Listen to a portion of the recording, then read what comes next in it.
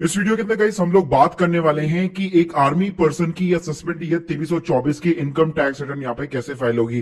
तो देखिए step by step यहाँ पे बताने वाला हूँ। फॉर्म 16 यहाँ पे डिपार्टमेंट ने बेसिकली इशू करना चालू कर दिए हैं, तो यहाँ पे पूरा वीडियो जरूर दिखेगा। और साथ में गाइस अगर आप लोग एक टेक एक्सपर्ट की मदद से एक अफोर्डेबल कॉस्ट के ऊपर अपनी आईटीआर फाइलिंग कराना चाहते हैं तो उसकी लिंक भी मैं आपको डिस्क्रिप्शन बॉक्स में दे दूंगा। तो देखिए गाइस सबसे पहले क्या करना है, सबसे पहले आपके पास में अपना फॉर्म 16 होना चाहिए। फॉर्म 16 सिंपली यहाँ पे आप देख सकते हैं स्क्रीन के सामने, यहाँ पे आपका पार्ट ए और पार्ट बी यहाँ पे मेंशन होता है। पार्ट बी के अंदर आपका पूरा कंप्यूटेशन होता है और लास्ट में जाकर आपका जो भी टीडीएस वगैरह कटा हुआ होता है वो आपको यहाँ पे दिखाई देता है। अब गाइस करना है क्या है, सिंपली आपको अपने इनकम टैक्स पोर्टल के ऊपर लॉगिन करना है। अकाउंट क्रिएट नहीं हो रखा है तो एक बार बना लो। अब गाइस सबसे पहला काम क्या करना है, आपको चेक करना है अपना फॉर्म 26AS। इसके लिए ई फाइल के अंदर जाना है, income tax return view form 26AS, confirm button के ऊपर क्लिक करना है। उसके बाद में गाइस इसको यहाँ पे एग्री करना है, प्रोसीड करना है, व्यू टैक्स क्रेडिट फॉर्म के ऊपर बटन के ऊपर क्लिक करना है। यहाँ पे सिंपली आपको जो असेसमेंट ईयर है 2324 सेलेक्ट करना है और सेलेक्ट व्यू एज में HTML सेलेक्ट करना है। अब गाइस स्क्रीन के सामने आप देख सकते हैं यहाँ पे आपको पार्ट 1 मिलेगा जिसके अंदर बेसिकली आपका नेम ऑफ द डायरेक्टर लिखा होगा। तो यहाँ पे आप देख सकते हैं PAOORS और आपका जो भी यहाँ पे जो है लोकेशन वगैरह होगा आपके डायरेक्टर का वो यहाँ पे आपको दिखाई देगा। अब गाइस यहाँ पे आपको करना है क्या है, आपका जो फॉर्म 16 आपको मिला है उसका अमाउंट इसके साथ में यहाँ पे मैच होना चाहिए, कोई भी वेरिएशन यहाँ पे नहीं होना चाहिए। यानी अगर लेट सपोज यहाँ पे 10 लाख रुपए मेंशन है तो सेम अमाउंट यहाँ पे आपका मेंशन होना चाहिए। अगर लेट सपोज यहाँ पे आपका 72,000 रुपए टीडीएस कटा हुआ है तो यहाँ पे भी 72,000 रुपए होना चाहिए। तो गाइस कई बार क्या होगा, आपको यहाँ पे हो सकता है मिसमैच मिले, तो उस केस में यहाँ पे मेक श्योर कर लीजिएगा आपकी जो एंट्री से मार्च तक यहाँ पे अपडेट होनी चाहिए। जैसे आप स्क्रीन के सामने देख सकते हैं अभी ये एंट्रीज केवल 31 दिसंबर 2022 तक अपडेट हो रखी है, यानी जनवरी फरवरी और मार्च का जो है अभी तक इस पोर्टल के ऊपर यहाँ पे टीडीएस अपडेट नहीं हुआ है। अगर अपडेट नहीं हुआ है तो अभी आपको आईटीआर फाइल नहीं करनी है, उसके लिए आपको वेट करना पड़ेगा। अगर आपका प्रॉपर्ली टीडीएस अपडेट हो चुका है तभी आप प्रोसीड कीजिएगा। अब गाइस जो दूसरा आपको काम करना है, आपको सर्विस वाले टैब के अंदर जाना है। यहाँ पे आपको मिलेगा एनुअल इन्फॉर्मेशन स्टेटमेंट, इसके ऊपर आपको क्लिक करना है, प्रोसीड बटन के ऊपर क्लिक करना है। अब गाइस एएस पोर्टल के अंदर आपके पैन कार्ड के केस में गवर्नमेंट के पास में जो भी इन्फॉर्मेशन है या फाइनेंशियल जो भी डेटा है वो आपको स्क्रीन के सामने यहाँ पे दिखाई देगा।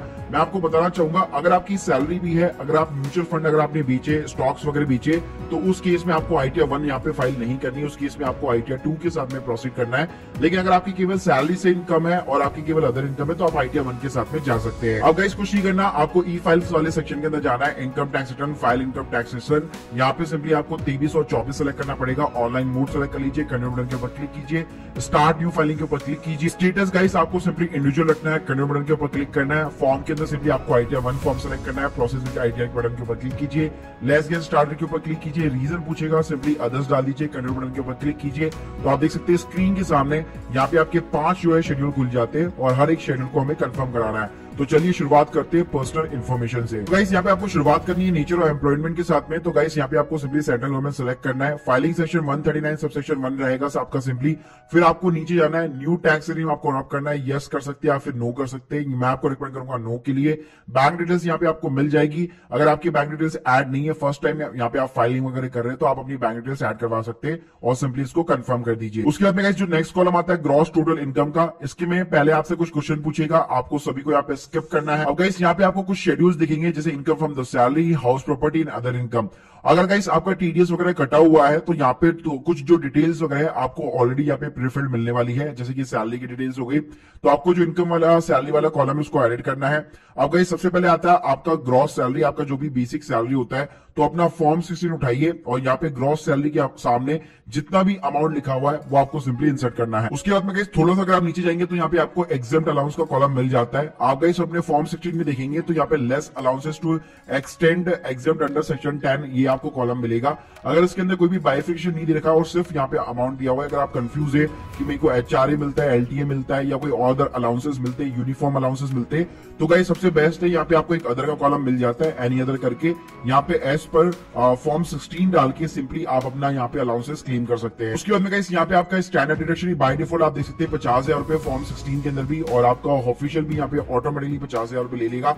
अगर आपका प्रोफेशनल टैक्स लगता है तो आप डाल सकते हैं, वरना सिंपली आप सेव करा सकते हैं। उसके बाद में गाइस कॉलम आता है हमारा हाउस प्रॉपर्टी का, जो कि आपके लिए ऑब्वियसली रिलेवेंट नहीं रहेगा, लेकिन फिर भी अगर आपका होम लोन चल रहा है खुद की प्रॉपर्टी के ऊपर तो आप सेल्फ ऑक्यूपाइड सेलेक्ट करके अपना जितना भी इंटरेस्ट अगर आप पे करती है ईएमआई के रूप में पूरे साल भर के अंदर, उसका डिडक्शन 2 लाख तक आप क्लेम कर सकते हैं।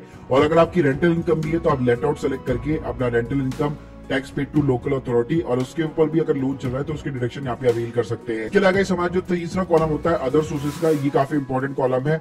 अगर आपकी सैलरी के अलावा और कोई अदर इनकम है, जैसे कि मान लीजिए आपका बैंक का इंटरेस्ट है, तो यहाँ पे आपको ऐड अनदर बटन के ऊपर क्लिक करना है। पहला आपको कॉलम मिल जाएगा कि इंटरेस्ट इनकम कितना है आपका सेविंग अकाउंट से, तो आपको एएस के अंदर भी दिख जाएगा। अगर नहीं दिखता तो अपने बैंक के अंदर भी यहाँ पे आप चेक कर सकते हैं, जितना भी आपको इंटरेस्ट मिलता है वो आप डाल सकते हैं। उसके बाद में कैसे अगर आपने एफडी वगैरह करा रखी तो उसके ऊपर भी कोई भी इंटरेस्ट वगैरह अगर आपको मिलता है तो यहाँ पे सेकंड कॉलम आता है इंटरेस्ट इनकम का डिपॉजिट से, वो इंटरेस्ट इनकम आप यहाँ पे शो करवा सकते हैं। इसके अलावा अगर लेट सपोज अगर आपकी कोई भी अदर इनकम है तो यहाँ पे आपको एनी अदर कॉलम मिल जाएगा। आपको यस दबाना है, यहाँ पे सिंपली आपको अमाउंट डालना है और यहाँ पे छोटा सा डिस्क्रिप्शन डाल करके आप सेव करा सकते हैं। इसी के साथ गाइस इसमें आपको डिविडेंड की इनकम का भी कॉलम मिल जाता है। अगर आप कोई शेयर वगैरह होल्ड करते हैं उसमें आपको डिविडेंड मिलता है तो यहाँ पे भी आप क्वार्टर वाइज डिविडेंड डाल सकते हैं। फिर गाइस कुछ नहीं करना, आपको सिंपली कंफर्म बटन के ऊपर क्लिक करना है। अब गाइस आता है टोटल डिडक्शन का सिंपली यहाँ पे कॉलम के अंदर गाइस सबसे पहले हमारा आता है एटीसी। तो अपना फॉर्म 16 देख लीजिए, आपने जो भी डिक्लेरेशन दे रखी होगी एटीसी के लिए, जैसे 2,40,000 है लेकिन मैक्सिमम आप केवल 1.5 लाख तक क्लेम कर सकते हैं। सेम कहानी यहाँ पे सिर्फ आपको एडीसी के अंदर 1.5 लाख रुपए यहाँ पे डालने पड़ेंगे। इसके अलावा इस यहाँ पे जो लोग भी यहाँ पे टीडीएस का रिफंड क्लेम करना चाहते हैं तो उनके लिए फॉर्म 16 के अपार्ट में भी यहाँ पे एडिशनल डिडक्शन उनके पास में होनी चाहिए। फॉर एन एग्जांपल आपका जो हेल्थ इंश्योरेंस या हेल्थ चेकअप थे या आपके पेरेंट्स के कोई हेल्थ चेकअप वगैरह थे या उनका कोई भी मेडिकल एक्सपेंसेस था, वो अगर आप दिखाना चाहते हैं तो एडीडी का आपको यहाँ पे कॉलम मिल जाता है। आपको सिंपली इसको यस करना है, कंटिन्यू बटन के ऊपर क्लिक करना है। तो गाइस यहाँ पे आपको एडीडी का शेड्यूल मिल जाएगा। तो यहाँ पे आप खुद का भी अगर आपने कोई हेल्थ इंश्योरेंस लेता है, वैसे तो गवर्नमेंट आपको देती है, लेकिन अगर लेट्स से कोई प्रिवेंटिव हेल्थ चेकअप है नॉर्मली, या आपके पेरेंट्स के यहाँ पे अगर सीनियर सिटीजन है उनके मेडिकल के एक्सपेंडिचर है तो आप वो यहाँ पे सिंपली क्लेम कर सकते हैं। इसके अलावा इसके अंदर आपको एडीटीटीए करके कॉलम मिल जाएगा। आपके सेविंग अकाउंट के ऊपर जितना भी इंटरेस्ट मिलता है वो इस सेक्शन के अंदर यहाँ पे एग्जेम्प्ट हो जाता है 10,000 रुपए तक।